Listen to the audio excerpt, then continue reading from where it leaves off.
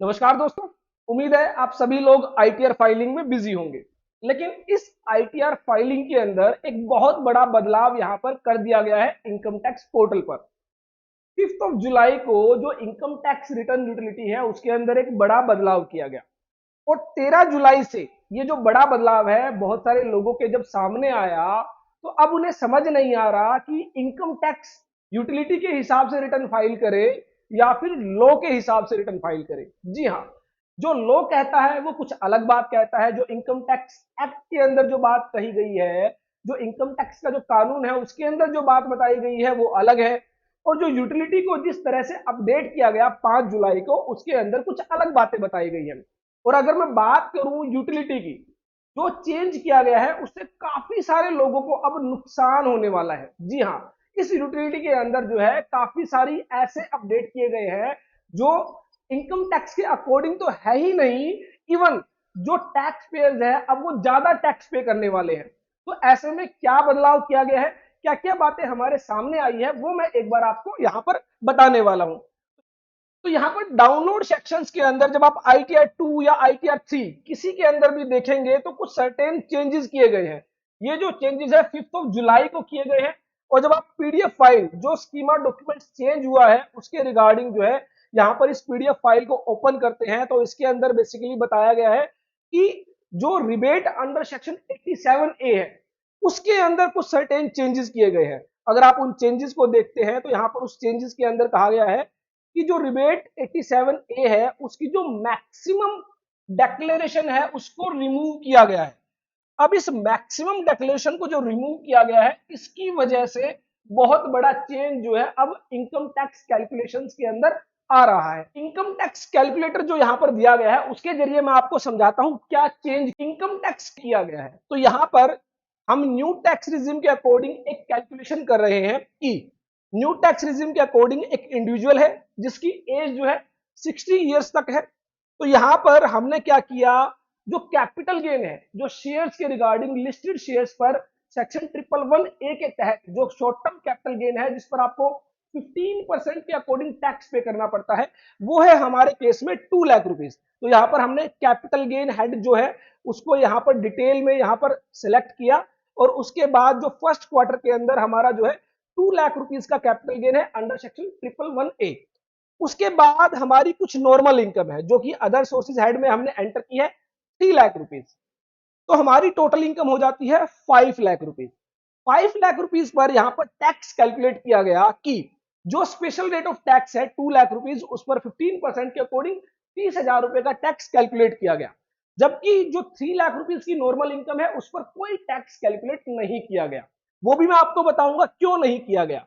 अब यहां पर आपको जो समझना है, जो बदलाव किया गया है कि न्यू टैक्स रिजिम के अंदर आपकी जो इनकम है अगर वो 7 लाख रुपीज तक है तो उस पर आपको कोई टैक्स पे नहीं करना पड़ता। आपको मिल जाती है रिबेट अंडर सेक्शन 87A जो आपको 25,000 रुपए तक की टैक्स रिबेट जो है अलाउ करती है। अब यहां पर आप देखेंगे हमारी जो टोटल इनकम है वो है 5 लाख रुपीज। तो इट मींस हमें रिबेट जो है अंडर सेक्शन 87A अलाउ की जानी चाहिए और सेक्शन 87A के अकॉर्डिंग 25,000 रुपए तक की जो रिबेट है वो आपको दी जाती है।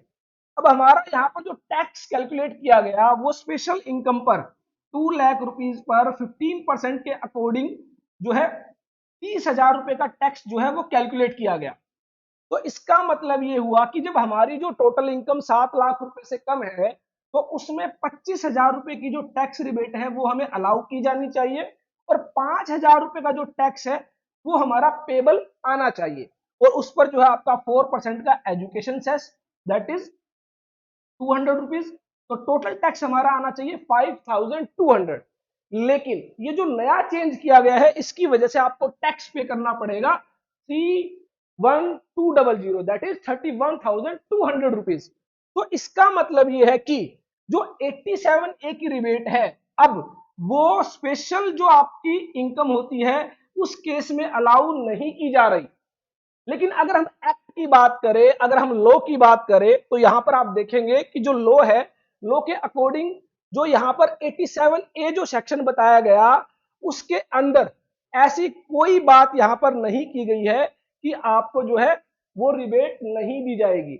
यहां पर कहा गया है कि an SSC being an individual resident in India whose total income does not exceed 500,000 rupees shall be entitled to a deduction from the amount of income tax that is amount equal to 100% of such income tax or an amount of 12,500।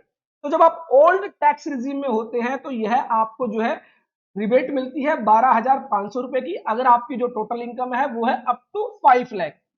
और उसके बाद अगर आप section 115 BAC को opt करते हैं तो यहां पर कहा गया कि provided that where the total income of the SSC is chargeable to tax under section 1A of section 115 BAC and the total income does not exceed 700,000 rupees, that is 7 lakh rupees, the SSC shall be entitled to a declaration from the amount of income tax before allowing for deduction under this chapter on his total income with which he is chargeable for any assessment year of an amount equal to 100% or an amount of 25,000 rupees। तो आपको 25,000 रुपए तक 100% tax rebate मिलेगी। यहां पर कहीं नहीं कहा गया कि जो सेक्शन 111A की अगर कोई इनकम है उसमें रिबेट नहीं मिलेगी।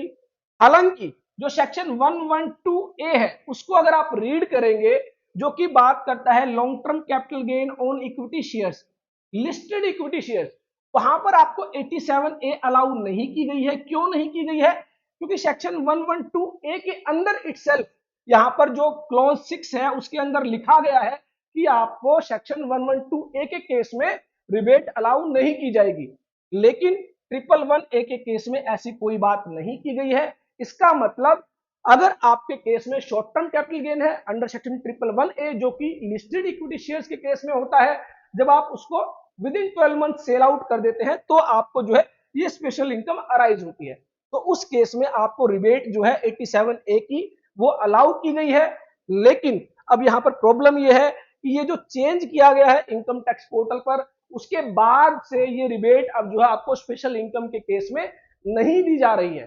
तो अब ये देखने वाली बात है कि या तो आप ज्यादा टैक्स पे करें या वेट करें कि इसके रिगार्डिंग क्या इनकम टैक्स पोर्टल पर फिर से कोई बदलाव किया जाएगा, क्या कोई रिलीफ दी जाएगी या नहीं दी जाएगी।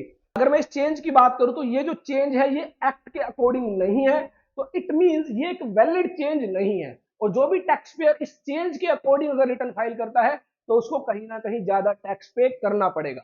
अगर आपको लगता है मैंने जो बातें आपको बताई है वो सही है तो आप कमेंट बॉक्स में जरूर बताएं।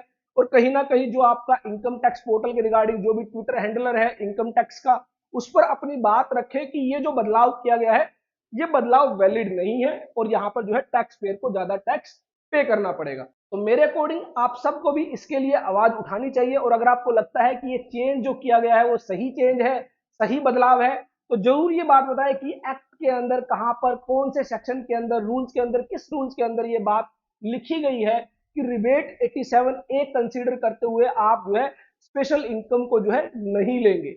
आई होप मेरी ये वीडियो आपके लिए यूजफुल होगी। फिर मिलेंगे एक नई वीडियो के साथ। देखते रहिए, लाइक करते रहिए हमारे YouTube channel all about taxes.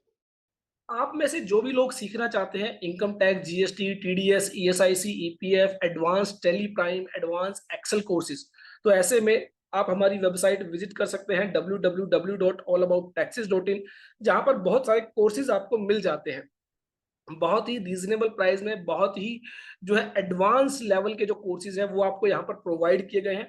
Practical oriented courses है, कोई भी थ्योरेटिकल बातें यहाँ पर नहीं है। प्रैक्टिकल वर्कशॉप्स रखी गई है, कैसे आप रिटर्न्स फाइल कर सकते हैं, टैक्सेस की पेमेंट कर सकते हैं, रिकंसिलिएशंस प्रिपेयर कर सकते हैं।